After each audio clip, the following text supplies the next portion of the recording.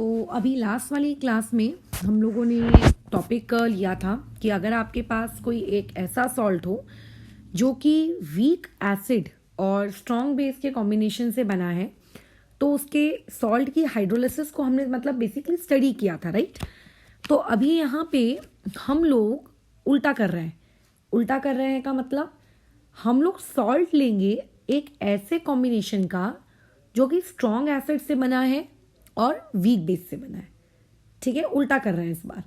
तो देखते हैं कि इस टॉपिक में हम लोग किस हद तक जाएंगे। बट उस हद तक जाने से पहले तुमने अगर लास्ट वाले वीडियो को ध्यान से देखा है तो आई कैन बेट कि तुम लोग को पहला पॉइंट जो अभी मैं डायरेक्ट लिखने वाली हूँ वो तुम लोग खुद एक्सप्लेन कर सकते हो। जैसे लास्ट वाले केस में मैंने तुमसे ये कहा था, क्योंकि वहां पे स्ट्रॉन्ग बेस है तो स्ट्रॉन्ग बेस के पार्टिकल्स ज़्यादा रहेंगे, वीक एसिड है उसके पार्टिकल्स कम रहेंगे, तो एट द एंड ज़्यादा क्वांटिटी में जो है वो बच जाएगा। तो कौन बचेगा? बेस बचेगा। इसलिए सोल्यूशन बेसिक था लास्ट वीडियो में। लेकिन क्योंकि यहाँ पे आप स्ट्रॉन्ग एसिड और वीक बेस को यूज़ कर रहे हो तो यहाँ पे स्ट्रॉन्ग पार्ट क्या है? एसिड। एसिड के पार्टिकल्स ज़्यादा रहेंगे, वीक के कम रहेंगे। तो एट द एंड जो चीज़ आपके पास बच जाएगी एक्स्ट्रा अमाउंट में आफ्टर न्यूट्रलाइजेशन, वो क्या रहेगा? एसिड के पार्टिकल्स बच जाएंगे। और जो एसिड के पार्टिकल्स आपके पास बच गए, उन बचे हुए एसिड की पार्टिकल्स की वजह से आपका जो सोल्यूशन होगा वो एसिडिक होगा। ठीक है, यानी कि जो फाइनल आपका सोल्यूशन होगा या फिर जो आपका सॉल्ट होगा वो कैसा होगा? एसिडिक सॉल्ट होगा। तो जब भी कोई सॉल्ट स्ट्रॉन्ग एसिड और वीक बेस के कॉम्बिनेशन से बनता है तो वो जो सॉल्ट होता है उस सॉल्ट का नेचर कैसा होता है? एसिडिक। अगर आप उस सॉल्ट का कोई सोल्यूशन तैयार करते हो लेटर से पानी में डिसॉल्व करके, तो वो सोल्यूशन भी आपका कैसा रहेगा? एसिडिक। अगर वो एसिडिक है तो 25 डिग्री सेल्सियस में मैं ये कह सकती हूँ कि पीएच उसकी आप कितनी ले सकते हो? लेस देन 7 ले सकते हो। ठीक है, पीएच आपकी कैसी रहेगी? लेस देन 7 रहेगी। कितने पे? 25 डिग्री सेल्सियस पर। बराबर, डन। फिर पॉइंट नंबर 2, हमने इससे पहले वाले वीडियो में ये डिस्कस किया था कि वो जो सॉल्ट होता है ना, क्योंकि उस सॉल्ट में देखो हर सॉल्ट के पास 2 पार्ट होते हैं, इतना तो पता है। एक उसका होता है कैटायनिक पार्ट और एक उसका होता है अनायनिक पार्ट। कैटायनिक पार्ट कहाँ से आता है? कैटायनिक पार्ट बेस देता है और अनायनिक पार्ट कौन देता है? हमेशा एसिड देता है। जो हमने सॉल्ट हाइड्रोलिसिस का पहला इंट्रोडक्टरी वीडियो पढ़ा था उसमें मैंने ये चीज बताई थी। अब क्योंकि इस क्वेश्चन में आज की क्लास में हम लोग स्ट्रॉन्ग एसिड लेने वाले हैं इस बार, यानी कि for this case, for above case, आज के केस के लिए हम लोगों के केस में एसिड क्या रहने वाला है? अबोव केस आपका एसिड क्या रहेगा? स्ट्रॉन्ग। और जो आपका बेस है, ये बेस क्या है? वीक। अब तुमको वही इंट्रोडक्टरी वीडियो और सॉल्ट हाइड्रोलिसिस वो क्या बताता है कि अगर किसी स्ट्रॉन्ग कंपोनेंट को आप हाइड्रोलिसिस करने की कोशिश करोगे तो स्ट्रॉन्ग कंपोनेंट हाइड्रोलिसिस नहीं करता, और अगर आप वीक कंपोनेंट के हाइड्रोलिसिस करने की कोशिश करते हो तो वो करता है। तो इस केस में हाइड्रोलिसिस कौन करेगा? Week component. बट वीक है कौन? वीक एक कैटायन है, क्योंकि इस बार हाइड्रोलिसिस एक कैटायन से हो रही है। So therefore we can say that in case of strong acid and weak base, this hydrolysis is known as cationic hydrolysis. Done? अच्छा, और हमने लास्ट क्लास में जाते जाते एक और पॉइंट डिस्कस किया था, वो लिटमस पेपर वाला। उसको भी अभी स्टार्टिंग में ही हम लोग डिस्कस कर लेते हैं। अगर आपका जो सॉल्ट बना है, अगर वो सॉल्ट आपका एक एसिडिक सॉल्ट है, तो ऑब्वियस है कि एक एसिडिक सॉल्ट को तुम्हें क्या देना पड़ेगा? आपको एक एसिडिक सॉल्ट को क्या प्रोवाइड करना पड़ेगा? एक ब्लू लिटमस पेपर तैयार करवाना देना पड़ेगा, ताकि वो ब्लू लिटमस पेपर किस में कन्वर्ट हो जाए? आप लोगों के किस में? रेड में। ठीक है, क्योंकि सॉल्ट हम लोगों का एसिडिक है। तो लास्ट क्लास में मैंने ये सारी चीज़ें बहुत डिटेल में बताई थी। ऑलमोस्ट 15 से 20 मिनट मैंने ले लिए थे, लेकिन अभी इस चीज़ को हम लोगों ने एकदम शॉर्ट में रैप अप किया है, क्योंकि लास्ट वाले वीडियो में हमने डिटेल में बातचीत कर ली। तो अभी क्या तुक बनता है धीरे धीरे टुकुर टुकुर समय बर्बाद करने का। अब डायरेक्ट हम लोग डेरिवेशंस पे आते हैं। अगेन मैं तुम्हें एक ही चीज बोलूंगी कि derivations are not important, but उनसे जो फॉर्मूला निकल के आता है एटलीस्ट वो आपको अच्छे से बाय हार्ट याद होना चाहिए, वो बहुत ज़रूरी है। ठीक है, क्योंकि यूजुअली जो मेंस का पेपर भी रहता है ना, उस मेंस के पेपर में भी आपको ऐसा कोई सवाल मैंने ऑब्जर्व नहीं किया जिसमें आपको रूट यानी कि उसके फॉर्मूले से ही आपको पूरा चेंज करना पड़ रहा है, स्टार्टिंग ऑनवर्ड्स, और पूरा स्टार्टिंग ऑनवर्ड्स आप चेंज करके फिर कुछ डिराइव करके निकाल रहे हो। ठीक है, ऐसा नहीं होता है। यूजुअली फॉर्मूले में पुट करने वाले सवाल आपको देखने को मिलते हैं, तो कम से कम फॉर्मूला अगर याद रहेगा तो वो काफ़ी बेटर सिचुएशन में फिर तुम रहोगे। अगर फॉर्मूला भी याद नहीं है, डेरिवेशन भी नहीं आता है, तो फिर तुम मरोगे।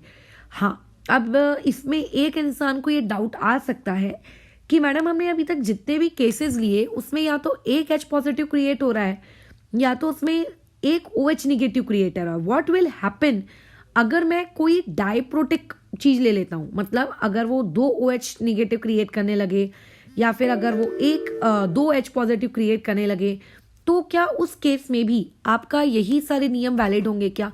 तो नहीं यार। अगर मान लेते हैं 2 H पॉजिटिव क्रिएट होगा तो तुम्हारे पास pH में चेंज आ जाएगा ना कुछ तो चेंज आ ही जाएगा।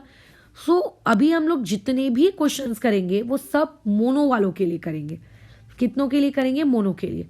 उसमें डाई वालों का कोई रोल नहीं है। अगर डाई उसमें रोल में आया तो वहां से आपकी pH कैलकुलेशन फिर चेंज हो जाएंगी, ये मानते हुए क्योंकि वो 2 H पॉजिटिव देगा या 2 OH निगेटिव देगा, तो आपके पास जो आप प्रीवियस क्वेश्चन में लिखते थे ना कि H पॉजिटिव की वैल्यू होती है CH, वो CH नहीं होगी, फिर 2 टाइम्स ऑफ CH होगी। फिर वहां से आपको चेंजेस करने पड़ सकते हैं, बराबर। बट फिलहाल क्योंकि अभी हम लोगों को सब क्वेश्चन में अगर चेंज करके मिला तो, अगर क्वेश्चन में चेंज करके नहीं मिला तो अच्छी बात है। ठीक है, चलो आगे काम शुरू करते हैं। कोई भी एक ऐसा सॉल्ट उठा लो जो कि स्ट्रॉन्ग एसिड और वीक बेस के कॉम्बिनेशन से बना है। तो मैंने यहाँ पे अपना एक बहुत ही फेवरेट सॉल्ट कंसिडर किया, वो हमारा सॉल्ट है NH4Cl। ठीक है, अब मैं बता देती हूँ तुम्हें इंट्रोडक्शन। Cl अगर दिख रहा है मतलब जरूर एसिड कौन सा रहा होगा? HCl। और NH4 यदि दिख रहा है यानी कि बेस जरूर कौन सा रहा होगा? NH4OH। ठीक है, ammonium hydroxide and hydrochloric acid. जो HCl है ये क्या है आप लोगों का? स्ट्रॉन्ग है। और जो NH4OH है ये आपका क्या है? वीक है। तो ये एक ऐसा सॉल्ट है जो वीक बेस और आपके स्ट्रॉन्ग एसिड के कॉम्बिनेशन से बनता है। स्टेप नंबर 1, अब तुम मुझे बताओ क्या होती है। स्टेप नंबर 1 पूरी दुनिया जानती है, बताइए क्या होती है। जो आपके पास सॉल्ट है, आप उस सॉल्ट को सबसे पहले डिसोशिएट कर लो, तो वो सॉल्ट बन गया आपका NH4 positive plus Cl negative. हम हमेशा मानकर चलते हैं कि जो भी सॉल्ट आपके पास है वो एक स्ट्रॉन्ग इलेक्ट्रोलाइट है, और अगर वो एक स्ट्रॉन्ग इलेक्ट्रोलाइट है तो 100% डिसोशिएट होगा। और यदि स्टार्टिंग में NH4Cl की कंसंट्रेशन C थी तो उससे पैदा होने वाले अमोनियम की और उससे पैदा होने वाले क्लोराइड की दोनों की कंसंट्रेशन भी कितनी होगी? CC। क्योंकि हमने इसको अज्यूम किया है, हम लोग पूरे जगह अजम्पशन लगा के चलते हैं कि हम लोगों के जो सॉल्ट्स होते हैं वो कैसे होते हैं? आप लोगों के स्ट्रॉन्ग इलेक्ट्रोलाइट्स होते हैं, बराबर। डन, पक्का, ओके। अब उसके बाद बताओ कौन यहाँ पे हाइड्रोलिसिस करेगा। क्लास की स्टार्टिंग में ही मैंने बता दिया कि पर्टिकुलर एग्जाम्पल में कैटायनिक हाइड्रोलिसिस होने वाली है। कैटायनिक हाइड्रोलिसिस यानी कि NH4 पॉजिटिव। क्यों कैटायनिक होने वाली है ये भी बताया। अब हाइड्रोलिसिस का मतलब ये अमोनियम रिएक्ट करेगा वाटर के साथ। अब रिएक्ट करके क्या बनाएगा वो सोचते हैं, बट फिलहाल इधर ध्यान दो। Water is what? It is a combination of H positive and OH negative, और तो कुछ है नहीं। अच्छा, अब ये जो NH4 पॉजिटिव है, तुम मुझे बताओ वाटर के अंदर से किसको उठाना पसंद करेगा? डेफिनेटली निगेटिव पार्ट को। NH4 के साथ अगर मैं OH को कंबाइन कर दूं तो ये क्या बन गया? NH4OH। और पानी के पास का कौन सा हिस्सा बच गया? H पॉजिटिव बच गया। तो ये होगी रिएक्शन हाइड्रोलिसिस की। ये जो हमने लिखी है ये क्या है? आपकी हाइड्रोलिसिस की रिएक्शन है। ये क्या है? हाइड्रोलिसिस की रिएक्शन है। समझ में आ रही है बात? ये हाइड्रोलिसिस की रिएक्शन है। इस हाइड्रोलिसिस की रिएक्शन में एक और बात बताओ कि एट T इक्वल टू 0 अगर मैं मानकर चलूं कि अमोनियम की कंसंट्रेशन C है। कैसे मैं मानकर चल रही हूं अमोनियम की कंसंट्रेशन C है? अरे यार, ऊपर वाली स्टेप से कैरी फॉरवर्ड होकर आए ना हम नीचे, और कहाँ जाएगा अमोनियम? अच्छा, H2O को तो यार वैसे भी तुम लोग एक्सेस क्वांटिटी में लेते हो, और एक्सेस क्वांटिटी की कंसंट्रेशन को हम लोग क्या करते हैं? इग्नोर। तो उसको तो भूल जाओ, इसको तो इग्नोर कर दिया। और एट द स्टार्ट इन दोनों की कंसंट्रेशन रही होगी 0 0। अब जब हमारी रिएक्शन इक्विलिब्रियम पे पहुंच गई, तो इक्विलिब्रियम पे पहुंचने के बाद तुम तो जानते हो C माइनस एक्स, यहाँ पे x, यहाँ पे x, बट x के साथ तो हम काम करेंगे नहीं, हम तो तुमने प्रीवियस वीडियो में पता ही है क्या करने वाले हैं, यहाँ पे CH पुट कर दिया। अब अगर मैं तुमसे कहूंगी इस पर्टिकुलर क्वेश्चन में KH का एक्सप्रेशन लिख के दिखाओ, तो तुमने मुझे KH का एक्सप्रेशन भी लिख कर दे दिया कि लो पकड़ो ये हमारे हाथों से KH का एक्सप्रेशन, ये तुमने मुझे KH का एक्सप्रेशन भी ठूस दिया। अब ये जो KH का एक्सप्रेशन तुम मुझे दिए हो, इसमें वैल्यूज ही पुट कर देते हैं, C² H² अपॉन में C 1 माइनस H, एक C ऊपर का एक C नीचे का कट गया, तो क्या आया CH अपॉन 1 माइनस H। क्या प्रीवियस वाले KH के एक्सप्रेशन में और इस वाले KH के एक्सप्रेशन में क्या कोई चेंज दिख रहा है? कोई चेंज नहीं है। इसका मतलब चाहे सॉल्ट एक स्ट्रॉन्ग एसिड वीक बेस का हो या वीक एसिड स्ट्रॉन्ग बेस का हो, KH का expression will remain the same. ठीक है, अब अगेन यहां से दो केसेस लाई होते हैं, वही अगेन घिसा पिटा हमारा डिस्कशन। अगर मान लेते हैं H की वैल्यू आपकी लेस देन इक्वल टू 0.1 आती है, तब आप क्या कर सकते हो, डिनोमिनेटर में से H को क्या कर सकते हो, इग्नोर कर सकते हो। अगर आपने इग्नोर किया तो आपका एक्सप्रेशन बनेगा KH equal to C times of H², जिसे तुम ये भी लिख सकते हो KH equals to H equals to under root of KH divide by C बराबर। ये क्या पिछले क्वेश्चन में भी यही था? बिल्कुल पिछले क्वेश्चन में भी यही था, है ना। अच्छा, लेकिन अगर मान लेते हैं आपके H की वैल्यू को इग्नोर नहीं किया गया, if H is not ignored, तब क्या करोगे? तब तो भैया आपको ऊपर वाले एक्सप्रेशन से क्या करनी पड़ेगी, क्वाड्रेटिक सॉल्व करनी पड़ेगी। ठीक है, तब आपको क्वाड्रेटिक सॉल्व करनी पड़ सकती है। ठीक है, वो बहुत ही रेयर केसेस में मिलते हैं, एक्चुअल मेंस वगैरह में कभी इस तरीके के क्वाड्रेटिक वाले सवाल यूजुअली होते नहीं है। यूजुअली मैं जनरली वर्ड का प्रयोग कर रही हूँ, कोई भरोसा नहीं है कभी आया हो या आ जाए, बट ज़्यादातर इसी टाइप के सवाल होते हैं जिसमें आपको इग्नोर करके ही आगे बढ़ना पड़े। ठीक है, अब तुम्हें एक्चुअली जब मैंने प्रीवियस क्लास ली थी, तो देखो प्रीवियस क्लास में ये चीज़ डिराइव करके बताई थी कि किस तरीके से आपका जो KH होता है ना, वो KW अपॉन KA के बराबर होता है। यहाँ पे भी मैं डिराइव करके दिखाऊंगी, बट फिलहाल मैं तुम्हें बस बता देती हूँ कि जो KH होता है वो KW अपॉन KB के बराबर होता है। ठीक है, फिलहाल मैंने जस्ट बता दिया किसके लिए, एक ऐसे सॉल्ट के लिए जो कि स्ट्रॉन्ग एसिड और वीक बेस के कॉम्बिनेशन से बना है, और इस एक्सप्रेशन को यहाँ ऊपर पुट कर दो, तो इस हिसाब से मेरे पास जो H की नई वैल्यू बनकर आएगी वो होगी KW अपॉन में KB मल्टीप्लाई बाय C। ये मेरे पास आ गया H का expression. Done, this is my expression for H। Okay, अब आगे बढ़ते हैं। इतनी बातचीत तो हमने H के लिए कर ली, अब क्या H से ही पेट भरना है? Obviously not. हम लोगों का जो पांचवा डिस्कशन है, वो पांचवा डिस्कशन किस टॉपिक पर लेकर है? pH को लेकर है, कैलकुलेशन ऑफ pH। अब देखो प्रीवियस क्वेश्चन में हुआ क्या था कि जब हम लोग हाइड्रोलिसिस वाली रिएक्शन लिखते थे, तो हाइड्रोलिसिस वाली रिएक्शन में राइट हैंड साइड में जो स्पीशीज प्रोड्यूस होती थी वो स्पीशीज होती थी OH निगेटिव बराबर। इसीलिए मेरे को क्या करना पड़ता था, OH निगेटिव की कंसंट्रेशन से पहले मैं POH निकालती थी, फिर मैं माइनस करके pH निकालती थी। यहां पर जब हम लोग ऐसा सॉल्ट ले रहे हैं जो कि स्ट्रॉन्ग एसिड और वीक बेस से बन रहा है, तो इसकी हाइड्रोलिसिस की रिएक्शन में राइट हैंड साइड में तो डायरेक्टली H पॉजिटिव बन रहा है, डायरेक्टली, यानी कि इस बार मुझे OH निगेटिव का कोई झंझट ही नहीं है, यानी कि सीधा सीधा मेरे पास H पॉजिटिव की कंसंट्रेशन इतनी दी हुई है, खत्म। अगर C दिया है, H दिया है, तो H पॉजिटिव की कंसंट्रेशन आ गई, H पॉजिटिव की कंसंट्रेशन आ गई, आप इसका एंटी लॉग ले लो। आप इसका अगर एंटी लॉग ले लोगे तो यहाँ से टेक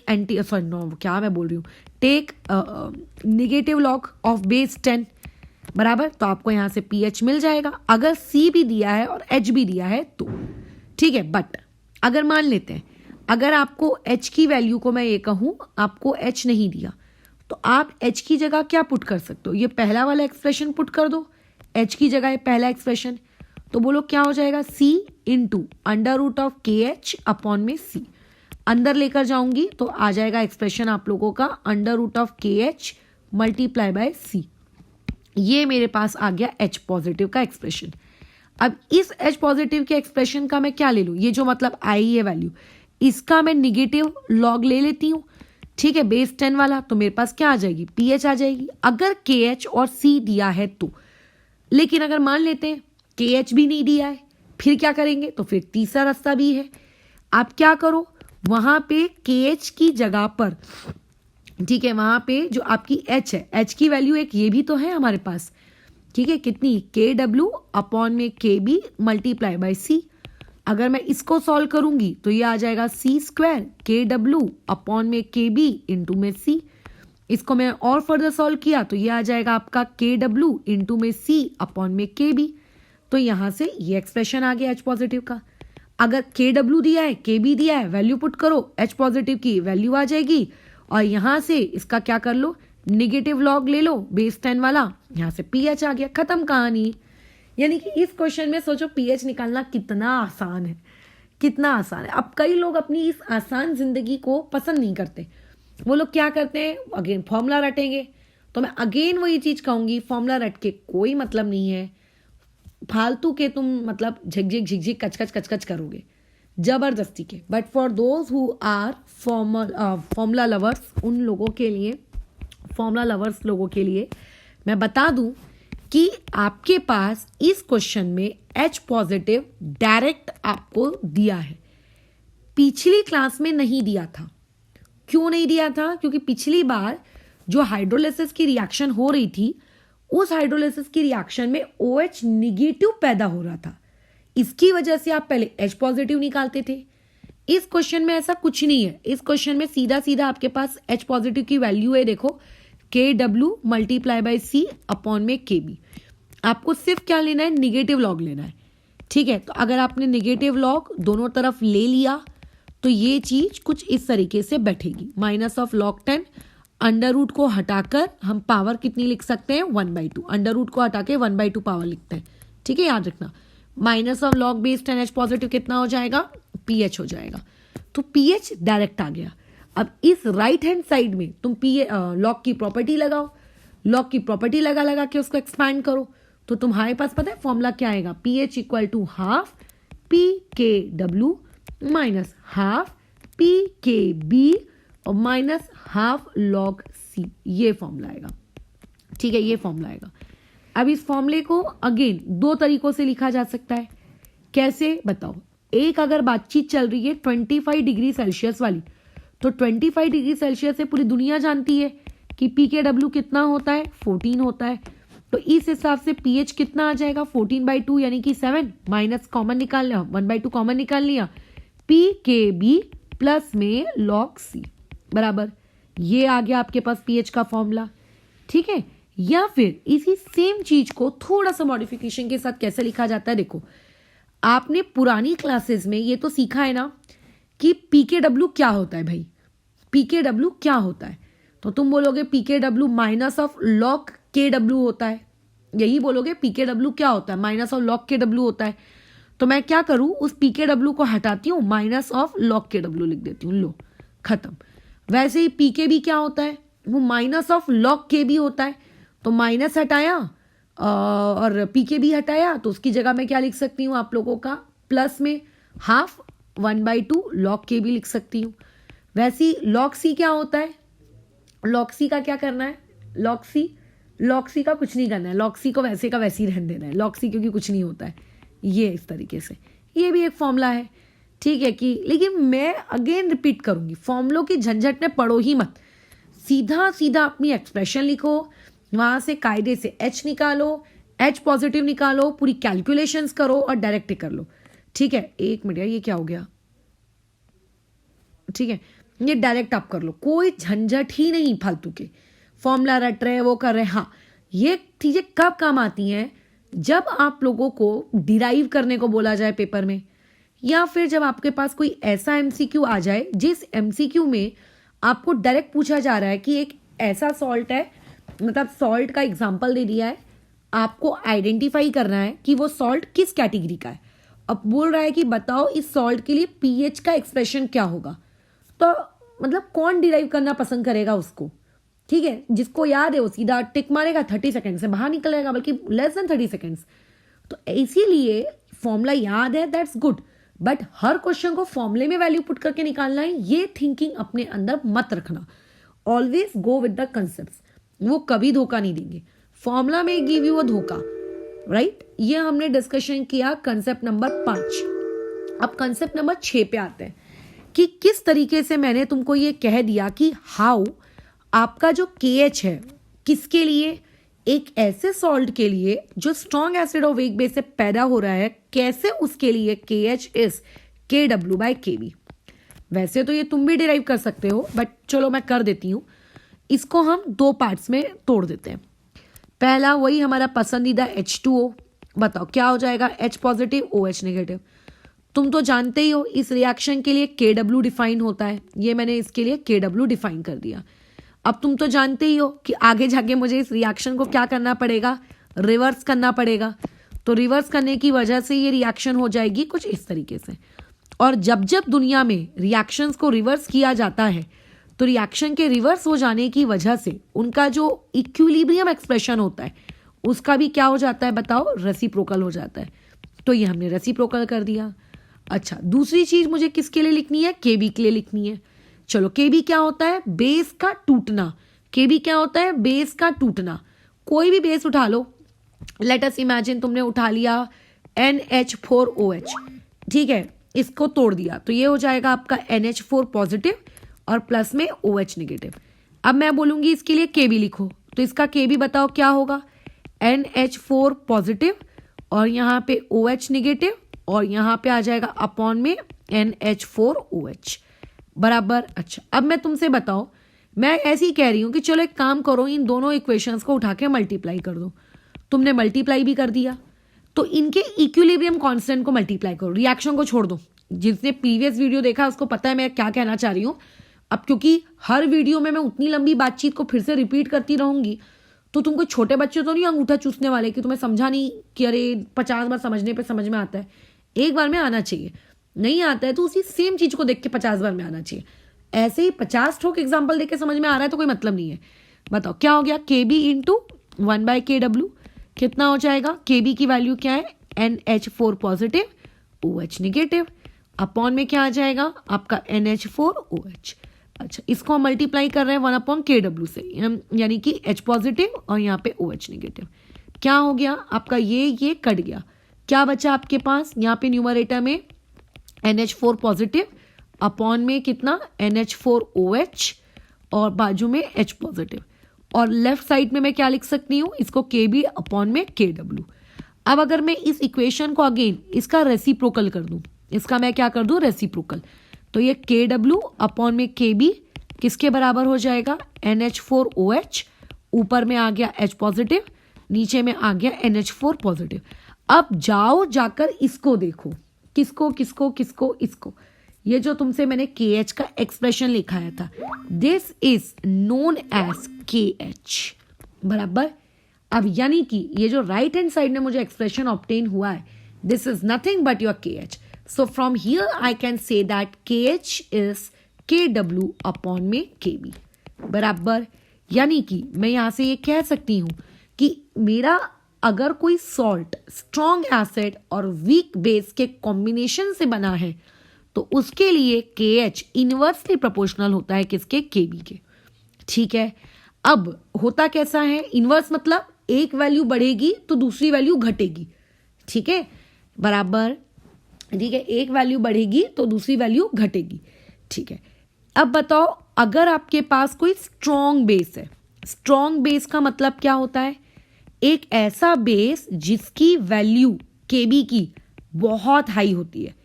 तो ऐसे स्ट्रॉन्ग बेसिस के लिए तुम खुद सोचो KB और KH का रिलेशनशिप कैसा है, इनवर्स का. तो अगर एक स्ट्रॉन्ग बेस है तो उसका हायर KB है, हायर KB है इसका मतलब उसका KH उतना ही लोअर है. और जिसका KH उतना जितना लोअर होता है वो उतनी गंदी हाइड्रोलिसिस देता है. ठीक है, वर्स्ट हाइड्रोलिसिस. इसीलिए स्ट्रॉन्ग चीजें हाइड्रोलिसिस नहीं करती, चाहे वो स्ट्रॉन्ग एसिड हो या चाहे वो स्ट्रॉन्ग बेस हो. हमेशा अच्छी हाइड्रोलिसिस कौन से लोग देते हैं, जो वीक होते हैं. बराबर. So in this way we have completed our category of salt of weak acid and weak base, sorry salt of strong acid and weak base. अभी इस चीज को हम लोग यहाँ ओवर करते हैं. नेक्स्ट वाली क्लास में हम लोग इस चीज को पढ़ेंगे कि यदि आपके पास वीक एसिड और वीक बेस का कॉम्बिनेशन हुआ तो राइट, और साथ ही में वो शॉर्ट ट्रिक्स कि किस तरीके से सारी चीजों को हम समराइज करें. बराबर है. बस और तो कुछ कहना नहीं था. इस चीज को यहीं पे आप रोकते हैं फिर.